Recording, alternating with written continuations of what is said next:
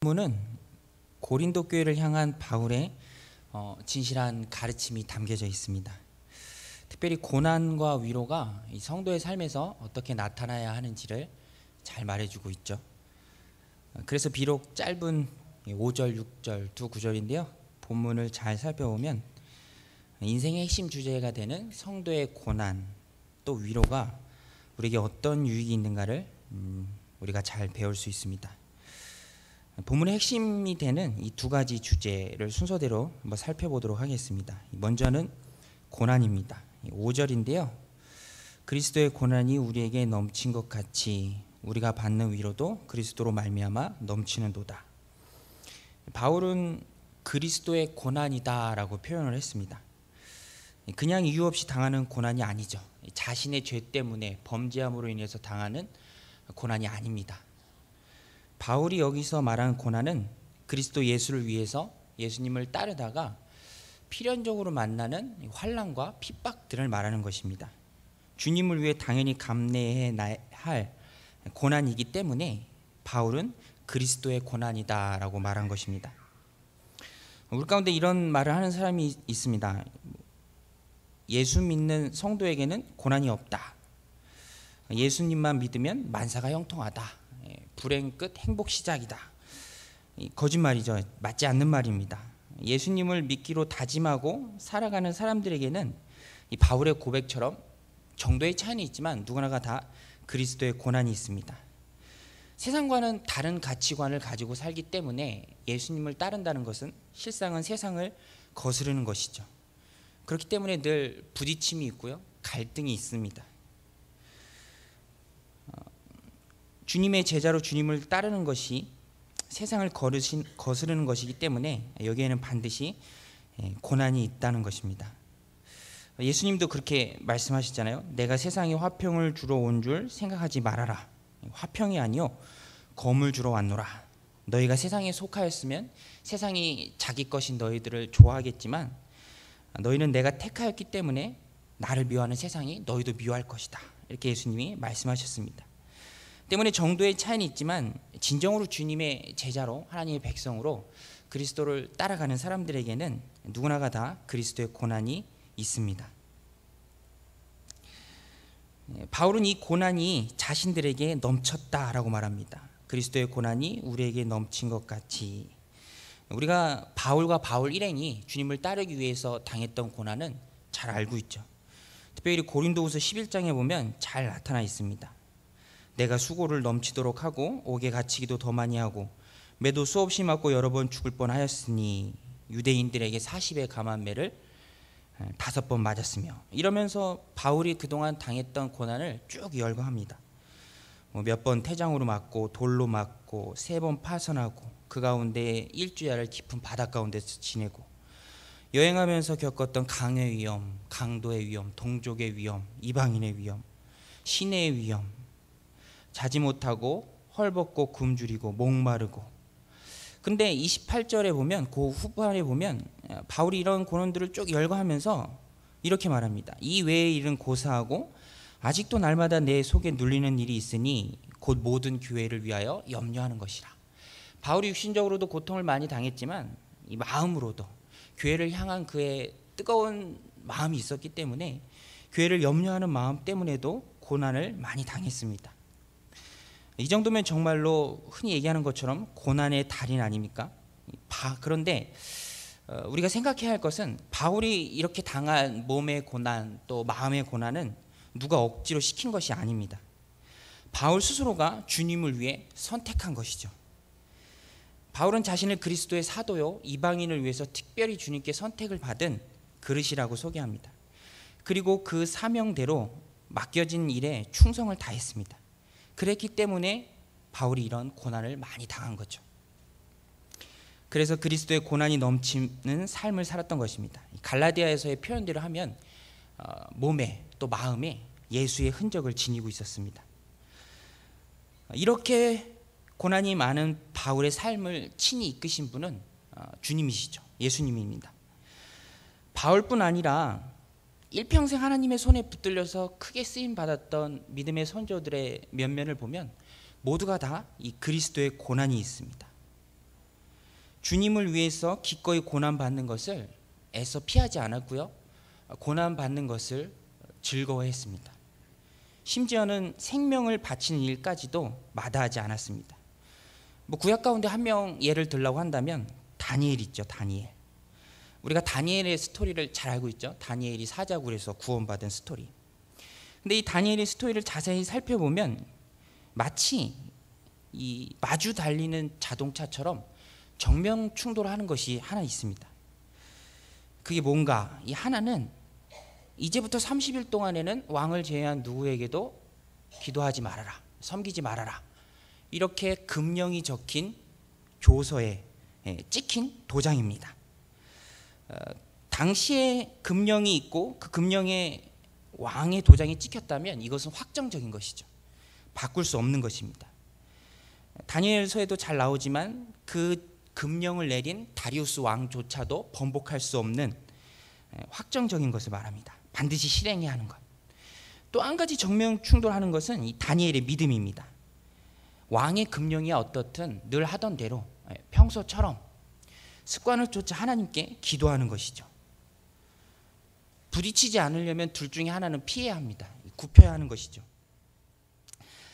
다니엘 스토리를 보면서 사실 이 문제를 우리가 상식적으로 접근한다고 하면 당연히 다니엘이 좀 한 발짝 양보해야 옳죠. 일단 생명이 걸린 일이니까. 그리고 다 알잖아요. 자기가 이 승승장구하니까 자기를 올무에 빠뜨리려는 이 반대편의 계략인 것을 다 아니까 양보를 하는 것이 상식적으로 생각하면 옳습니다. 잠시 묵상으로 조용히 기도하든지 30일 길지 않잖아요.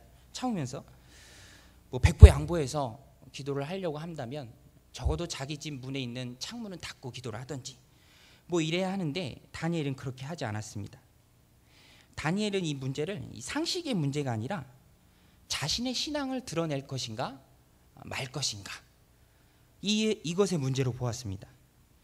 세상이 주는 압박에 굴복할 것인가, 믿음으로 물러서지 않고 당당히 고난을 받아들일 것인가. 하나님이 가장 우선순위에 있나, 그래도 내 생명이 먼저지, 내 생명이 더 우선 아니겠어, 이것인가. 그런데 다니엘은 두말 없이 여기에 대해서 어떤 타협이나 굴복함도 없이 늘 하던 대로 방의 창문을 열고 하나님께 감사의 기도를 했습니다. 하나님께 일평생 붙들림 받아서 크게 쓰임 받았던 믿음의 선조들, 바울뿐 아니라 모두가 다 주를 위해 고난 받기를 두려워하지 않고 피하지 않았던 사람들입니다.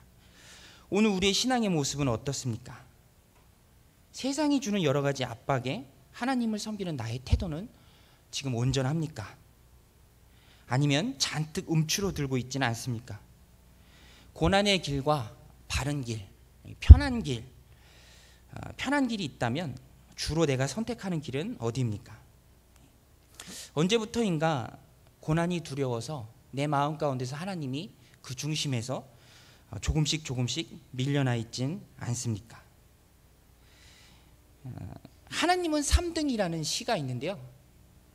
오늘 말씀에 좀 맞는 것 같아서 잠깐 읽어드리려고 합니다. 하나님은 3등. 1등은 하고 싶은 일, 2등은 해야 할 일, 3등은 하나님 만나는 일. 하고 싶은 일 다 하고 해야 할 일도 다 마치고 그 후에 여유가 있으면 하나님을 만나줍니다. 하나님은 3등입니다. 어려운 일이 생길 때도 하나님은 3등입니다. 내 힘으로 한번 해보고 그래도 안 되면 가까이 있는 사람에게 도와달라고 하고 그나마도 안 되면 하나님을 부릅니다. 하나님은 3등입니다. 거리에서도 하나님은 3등입니다.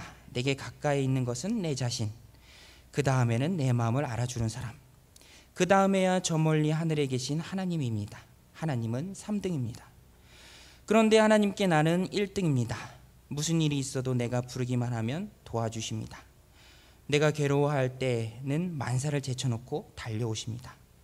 아무도 내 곁에 없다고 생각이 들 때에는 홀로 내 곁에 오셔서 나를 위로해 주십니다. 나는 하나님께 언제나 1등입니다. 나도 하나님을 1등으로 생각했으면 좋겠습니다. 만사를 제쳐놓고 만나고 작은 고비 때마다 손을 잡는 내게 1등으로 가까이 계신 하나님이셨으면 좋겠습니다. 나를 1등 삼으신 하나님을 나도 1등으로 모시고 싶습니다. 아마 한 번씩 들어보셨던 시일 것입니다. 우리들 삶에, 바울의 삶에 특별히 고난이 넘쳐 있었습니다. 고난 때문에 하나님을 외면하지 않았습니다. 그리스도를 믿기 때문에 당해야 하는 고난이 있는 것이죠. 우리는 바울과는 다른 시대, 전혀 다른 시대, 또 전혀 다른 환경 속에서 이 땅을 살아가고 있습니다. 하나님이 바울에게 원하셨던 것처럼 우리에게도 원하시는 삶이 있다는 것에 대해서는 비록 다른 시대, 다른 상황 속에 있지만 동일합니다. 차이가 없죠. 우리가 바울과 같을 수는 없지만 우리가 감당해야 할 나의 몫의 십자가가 분명히 있습니다. 그리스도의 고난, 예수의 흔적이 바울에게 있었던 것처럼 나의 삶 가운데도 분명히 있어야 합니다. 그렇다면 오늘 우리의 삶에 나타나야 할 그리스도의 고난은 무엇인가? 우리도 바울처럼 복음 들고 산 넘고 강 건너고 전도 여행을 해야 하는가? 여기 있는 우리 모두가 다 선교사로 헌신하고 풀타임 사역자로 헌신해야 하는가? 그것은 아니죠. 절대 그럴 필요도 없고 그래서도 안 됩니다. 그리스도의 고난을 현대적으로 우리에게 적용한다면 예수님 믿는 것을 드러냄으로써 당해야 하는 이 고난을 피하지 말라는 것입니다.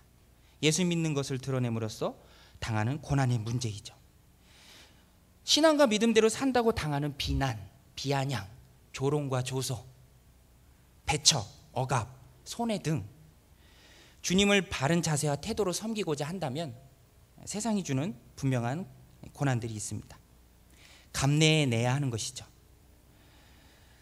전에 있던 교회에서 그 유초등부 교사를 하시던 그 안수 집사님 계셨는데 굉장히 신실하신 분이었어요. 근데 명절 때가 되면 당연히 부딪히는 문제가 있잖아요. 이 제사할 때 절을 해야 하는가 말아야 하는가, 차려진 상에.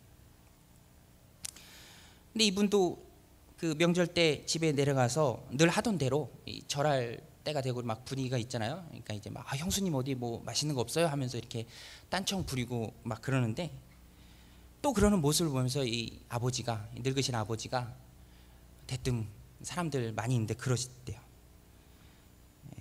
저 자식은 싸가지가 없는 자식이야. 또 저 짓 한다. 그러면서 이 집사님이 뭐 당황도 하고 화도 났지만 문득 아버지한테 굉장히 미안한 마음이 들대요. 나야 내 신앙을 지키기 위해서 당연히 해야 할 일이지만 불신자들에게는 불효로 보일 뿐인데 절 한번 하는 게 뭐라고, 그런 마음이 들더래요.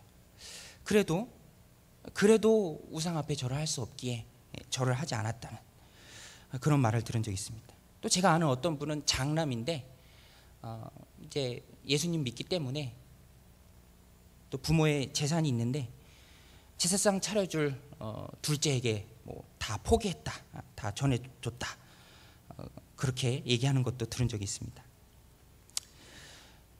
예수님 때문에 당하는 고난이 분명히 있습니다. 뭐 손해를 감수하고 주일은 온전히 주님께 헌신하는 것도 그리스도의 고난이라고 할 수 있죠. 가장 우선순위에 주님을 두고 다른 것들은 두 번째, 세 번째로 밀어두는 것. 가장 우선순위에 있는 주님을 믿고 따르기 위해서 특별히 내 앞에 있는 고난을 굳이 피하지 않고 당당히 맞서는 것. 내가 하고 싶고 가지고 싶고 누리고 싶고 내가 좋아하는 것이지만 나와 함께 계신 주님 때문에 하지 않는 것. 노하고 돌아설 줄 아는 그 사람이 바로 성도이고 그리스도인입니다. 그렇다면 바울의 삶에는 온통 고난만 있었는가, 고통뿐이었는가? 그렇진 않습니다. 5절 하반부에 보면 우리가 받는 위로도 그리스도로 말미암아 넘치는도다 하고 말하고 있습니다. 고난 중에도 하나님이 주시는 위로가 있습니다. 본문에 사용된 위로의 헬라어 단어는 파라클레시스인데요. 우리말 성경에는 위로라고 번역을 했지만 의미상으로 따져보면 격려에 더 가깝습니다. 격려. 파라클레시스, 즉 하나님이 주시는 위로는 문제 자체가 일순간에 해결되는 것을 말하지는 않습니다. 내가 겪고 있는, 당하고 있는 그 어려운 상황에서 내가 즉시로 건져냄을 당하는 것, 구원을 받는 것을 의미하지는 않아요. 오히려 이 위로는 문제나 어려운 상황은 그대로 있습니다. 문제나 어려운 상황은 그대로 있으나 내가 그 힘든 시간을 이겨낼 수 있도록 하나님이 날 바꿔주시는 거죠. 좀 더 강하게 이겨낼 수 있는 힘을 북돋아 주시는 것이죠. 그래서 이 위로는 격려에 더 가깝습니다.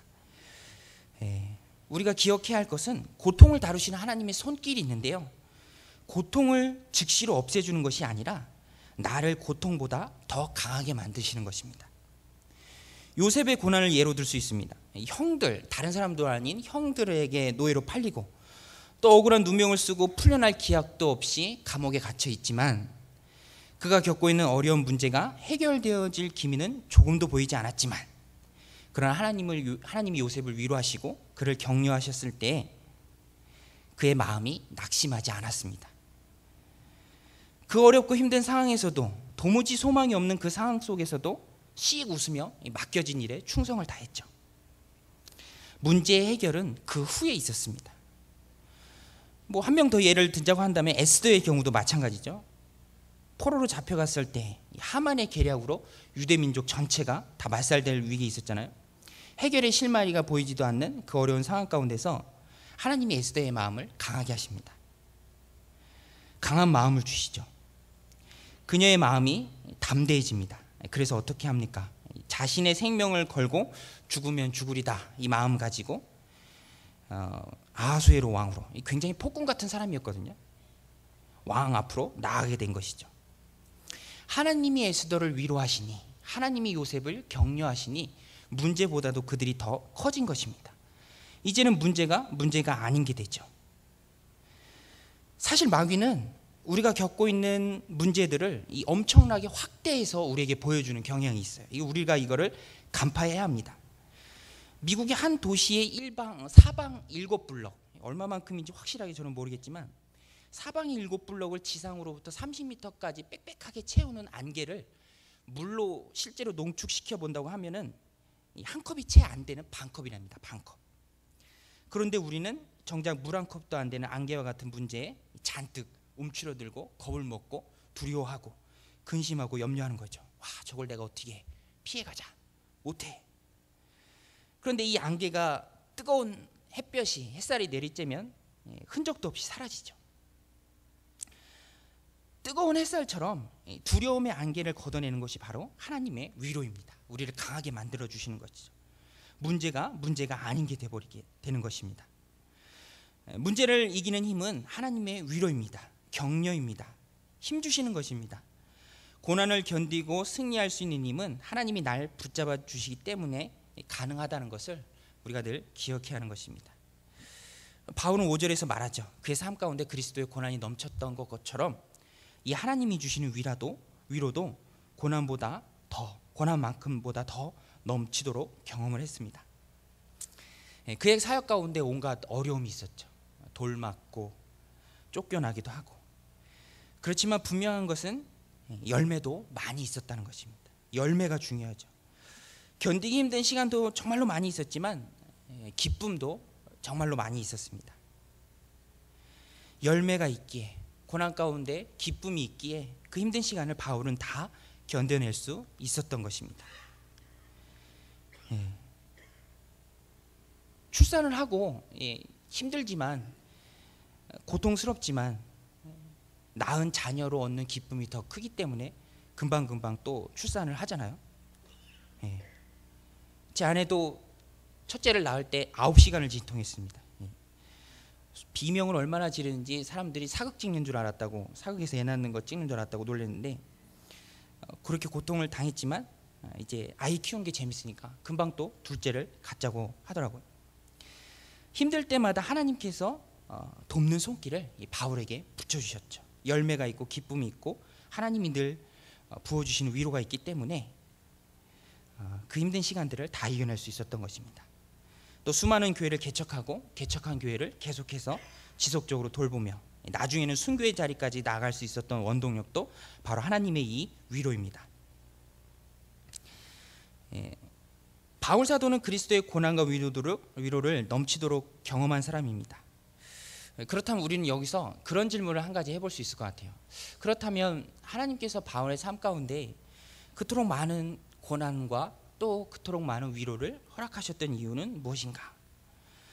그가 그의 삶 가운데 그토록 많은 고난과 또 위로가 그에게 넘치도록 있어야만 했던 이유는 무엇인가? 물론 첫 번째로는 하나님을 위한 것이죠. 또 바울 자신의 믿음이 더 성장하기 위한 것입니다. 그런데 여기에는 한 가지 더 중요한, 아주 중요한 이유가 하나 더 있습니다. 6절에 나와 있는데요.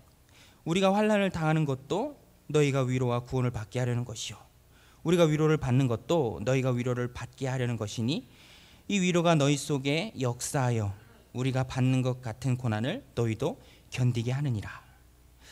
문장이 좀 긴데 핵심을 요약하면 이런 말입니다. 우리가 고난을 당하던 위로를 받던 그것은 모두 여러분들을 위한 것입니다.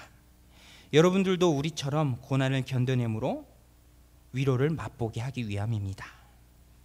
무슨 말인가? 결국 바울 일행이 그토록 많은 고난과 또 그토록 많은 위로를 넘치도록 체험한 것은 바로 고린도 교회 교인들을 위함입니다.